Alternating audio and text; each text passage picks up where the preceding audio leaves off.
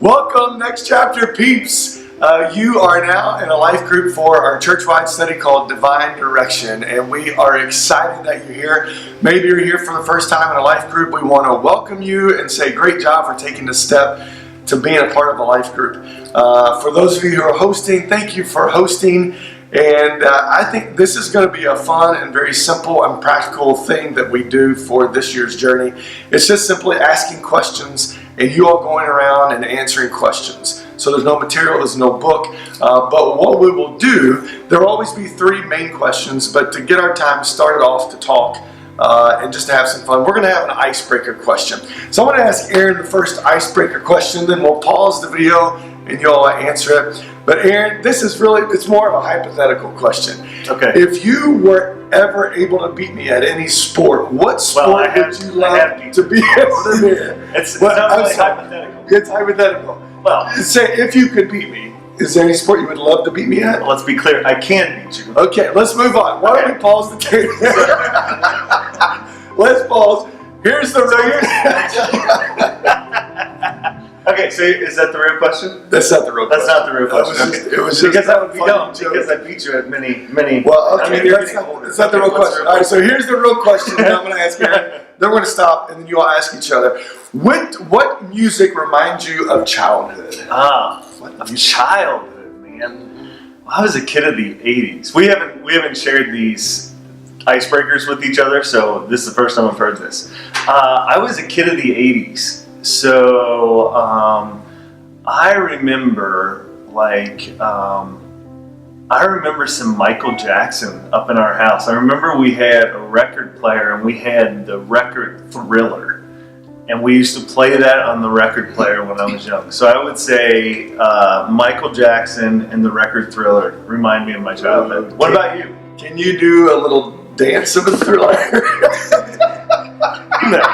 No, I can't. You can't? Okay. But I challenge you to do that. Church office, move beside all that stuff. You can do it. That's good. Yeah. For me, I guess, for some reason, I didn't listen to him a lot, but Billy Joel comes to mind. Yeah. I can just remember listening to him for the longest time. It was one of the songs going to a baseball game with my team in the back of a pickup truck, which you can no longer do. So yeah, that would be mine. We didn't start the fire. I like that. Oh yeah, that's a good one too. Yeah. So we're going to stop right now and pause and ask you the question: what music reminds you of your childhood?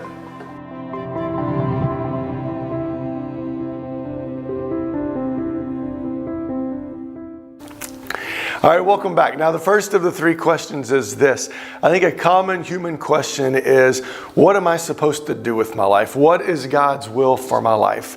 And I know as my two oldest daughters have gotten into college and now Taylor's out, it's a big question. What does God want for my life? What is God's will for my life? And there's decisions that we all have to make.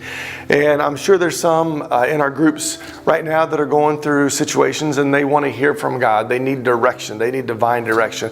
I know for me, a big decision I've got to make is whether or not I'm going to continue to let my hair go gray or go back to coloring it black. So, so be praying for me on that. But more seriously, I'm just kidding. I'm just going to leave it the way it is.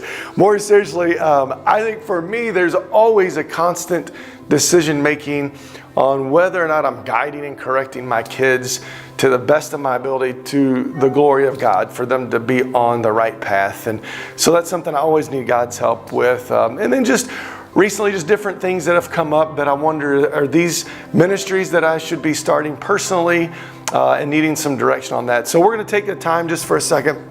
The question is, what's an area in your life where you feel like you need divine direction? We're going to pause it. Maybe it's something that's weighing on you. Maybe it's just a situation where you need more clarity. Take some time now and discuss.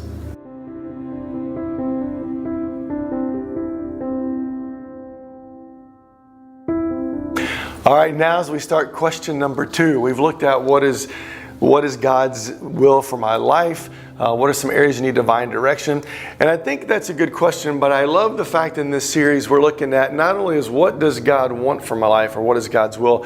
We know that in a broad sense, God's will is for us to live holy lives, lives that are set apart, lives that are transformed and look like Jesus Christ.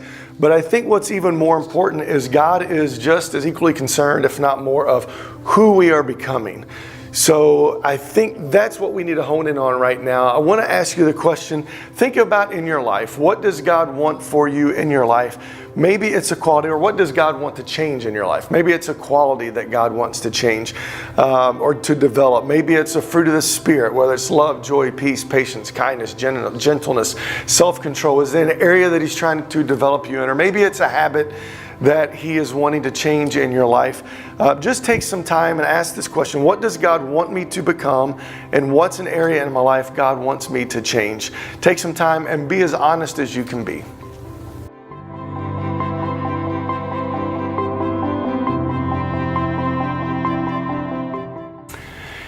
And now the final question, question number 3. We've looked at what is God's will for my life. Also, we've looked at God is more concerned about who we are becoming more so than what we do. But also the motives of why we do something is very important. And so if you start to recognize who God wants you to become and start seeing the direction God wants you to move, there are oftentimes, there's a gap. So you see that you're here, God may be leading you to a direction here, and there's a gap as to where you go. And so we want to talk about in this final question, what's the next step? What's the small step to get from here to that next direction, the next piece of the direction where God wants you to go? Because I think a lifetime of faithfulness is not a result of a few big decisions, but it's a result of many small decisions. So take a few moments and just share with your group, what's the next step that God wants you to take?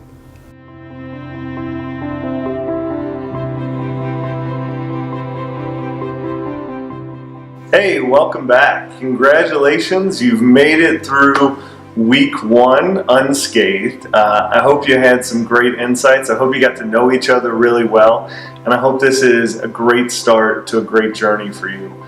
Before we wrap up, I want to ask Rob one question. Hey Rob, what as you finished up this week and as you did your study, what was one thing that really stood out to you that's had a big impact in your life? Yeah, I think probably that last part that we discussed. I know that's something I've learned a lot, even just talking with Aaron, talking with you a lot, is just constantly checking my motives, even in preaching. Like, why would I share this example of myself? Is it to make myself look good, to make myself look holier, and just in anything that even in conversation, just why did I say that? And I think that helps, because I think if we can do lots of righteous and good acts, but if the motive's wrong, we miss the point. And so that's probably for me, is just trying to keep a right motive. No, I agree with you. That's a question we ask around the office all the time, is why'd you do it? And why would you do it? And that helps us make good decisions most of the time. Yeah, that's true. Most of the time. Hopefully most of the time it helps us make good decisions. Hey, we're going to leave you on a challenging note.